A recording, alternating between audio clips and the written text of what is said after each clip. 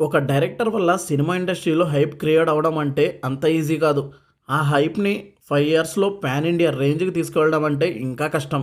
కానీ లోకేష్ కనకరాజ్ గారు అది పాసిబుల్ అని ప్రూవ్ చేశాడు. ఈ వీడియోలో Lokesh Kanagaraj brilliance and blunders గురించి మాట్లాడుకుందాం. లోకేష్ హిట్ జర్నీ స్టార్ట్ అయింది 'ఖైదీ' సినిమాతో. సినిమాలో అన్నెసెసరీ కమర్షియల్ ఫిలమెంట్స్ ఉండవులే కానీ ఒక raw screenplay and gripping ఎగ్జిక్యూషన్తో ఆడియన్స్ని చేస్కి ఫిక్స్ చేశాడు. A night based story, one man versus entire mafia బ్యాక్డ్రాప్లో మన హార్ట్స్ని గెలిచాడు. ఇక అందరూ ఈ డైరెక్టర్ నుంచి వచ్చే మూవీస్ మంచి ఎక్స్పీరియన్స్ ఇస్తాయనే కాన్ఫిడెన్స్ అందరి మైండ్లో సెట్ అయ్యింది. అప్పుడే విక్రమ్ వచ్చింది. హానెస్ట్లీ చెప్పాలంటే రీసెంట్ ఇండియన్ సినిమాల్లో one of the best cinematic ఎక్స్పీరియన్స్గా నిలిచింది. ఇందులో సర్ప్రైజ్ ఎలిమెంట్స్ని లోకేష్ వేరే లెవెల్లో తీసుకెళ్లాడు. రోలెక్స్ క్యామియో ఒకటే కాదు, ప్రతి సీక్వెన్స్ ఆడియన్స్కి ఒక న్యూ హై ఇచ్చింది. మిషన్ గన్తో స్టార్ట్ అయ్యే హై, పవర్ ప్యాక్డ్ ఫైట్స్తో ఒక్కొక్క ఏజెంట్స్ని రివీల్ చేయడం, ఆ స్టైల్స్ని ఇండియన్ సినిమాల్లో రేర్గా చూసాం. ప్రతి క్యారెక్టర్కి ప్రాపర్ వెయిటేజ్ ఇవ్వడం బిగ్గెస్ట్ స్ట్రెంగ్త్. ప్రొటాగనిస్టే కాదు, యాంటాగనిస్ట్ విజయ్ సేతుపతి నుంచి చిన్న యాక్టర్ జాఫర్ వరకు ప్రతి ఒక్కరికి ఇంపాక్ట్ఫుల్ సీన్స్ రాయడం లోకేష్ క్రాఫ్ట్మెన్షిప్ని చూపించింది. ఓల్డ్ విక్రమ్కి స్పిరిచువల్ సీక్వెల్ లాగా రాయడం, ఎగ్జిక్యూట్ చేయడం, ఆ నాస్టాలజిక్ కనెక్ట్తో మోడర్న్ సినిమాటిక్ ప్రజెంటేషన్ని బ్లెండ్ చేయడం అంత ఈజీ కాదు. లోకేష్ అది డేరింగ్గా చేసి ఆడియన్స్ని సర్ప్రైజ్ చేశాడు. ఇండియన్ సినిమాలో ఎవరు ట్రై చేయని ఎన్నో ఫ్రెష్ ఎలిమెంట్స్ని ట్రై చేసి ప్రతి ఒక్క ఆస్పెక్ట్లో ఆడియన్స్కి వావ్ మూమెంట్ ఇచ్చాడు.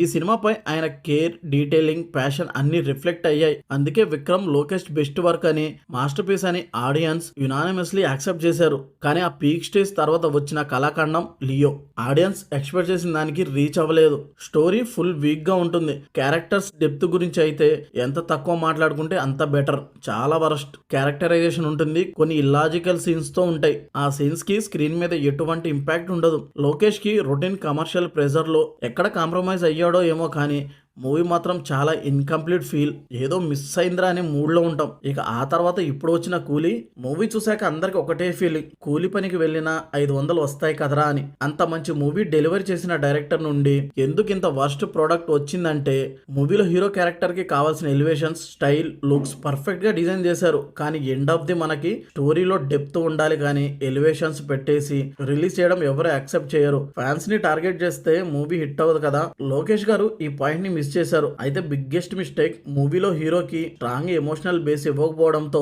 క్యారెక్టర్ డెప్త్ లేని ఫీలింగ్ త్రూ ద మూవీ వచ్చింది. నాకెందుకు లోకేష్ గారు ఫ్లాష్ బ్యాక్స్ తగ్గిస్తే బాగుంటుంది అనిపిస్తుంది. ఆల్రెడీ లియోలో బ్యాక్ ఫైర్ అయింది, కానీ మళ్ళీ అదే బ్లండర్ ఈ మూవీలో కూడా మనకి ఫ్లాష్ బ్యాక్ టైం ఇంట్రెస్ట్ తగ్గిపోయింది. వాళ్ళ ఫ్లాష్ బ్యాక్ స్టార్ట్ అవగానే ఆడియన్స్ డిస్కనెక్ట్ అయిపోయారు. నెగిటివ్ షేడ్స్ లో ఉన్న క్యారెక్టర్స్ గురించి అయితే వద్దులే మామ, మీకు కూడా హెడ్ఏక్ వస్తుంది. అండ్ ఇది మొత్తంగా చూస్తే కూలీలో strong emotional connect, engaging flashback treatment and powerful villain writing లేకపోవడం వల్ల మూవీ ఇంపాక్ట్ మిస్ అయిపోయింది. లోకేష్ పైన నాకు నమ్మకం ఉంది, ఆయన కంబ్యాక్ ఇస్తాడని. మళ్ళీ మనకు ఒక బ్యాంగర్ సినిమాటిక్ ఎక్స్పీరియన్స్ ఇవ్వడం ఖచ్చితంగా జరుగుతుంది. నెక్స్ట్ తన ప్రాజెక్ట్ మళ్ళీ రజనీ సార్ తోనే అని గట్టిగా టాక్ నడుస్తుంది బయట. బట్ నాకు ఆ మూవీ హిట్ అవుతుందో లేదో తెలియదు కానీ ఖైదీ 2 హిట్ అవుతుందని నా నమ్మకం. రా మూవీ లోకేష్ కి ఫ్రీడమ్ ఉంటుంది కాబట్టి ఆ మూవీ మీద నాకు పర్సనల్ గా ఎక్స్పెక్టేషన్స్ ఉన్నాయి. ఢిల్లీ స్క్రీన్ మీద తిరిగి వచ్చిన మూవ్మెంట్ నుంచి చెప్పేది ఒకటే, Lokesh Kanagaraj is back and this time stronger than ever అనే లైన్స్ మీరు రిలీజ్ అయ్యాక చూస్తారు. ఈ వీడియో ఇంతే గైస్, నెక్స్ట్ వీడియోలో మళ్ళీ కలుద్దాం. Thank you for watching.